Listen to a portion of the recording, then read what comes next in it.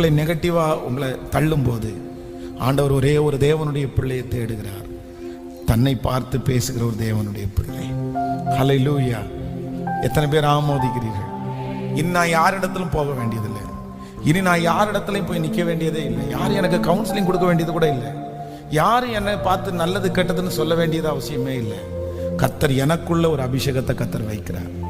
என்னை பார்த்து நான் சொல்ல போறேன். அது நன்மைக்கு, அது நன்மைக்கு, அது தீமைக்கு இல்லை, அது நன்மைக்கு. என் ஆத்துமாவே நீ ஏன் கலங்குகிறாய்? ஒரு 5 டைம் கையை உயர்த்தி சொல்லுங்க. என் ஆத்துமாவே. இல்ல, நீங்க சொல்ற வார்த்தை உங்களுக்குள்ளேயே பலப்படுத்தணும். என் ஆத்துமாவே நீ ஏன் கலங்குகிறாய்?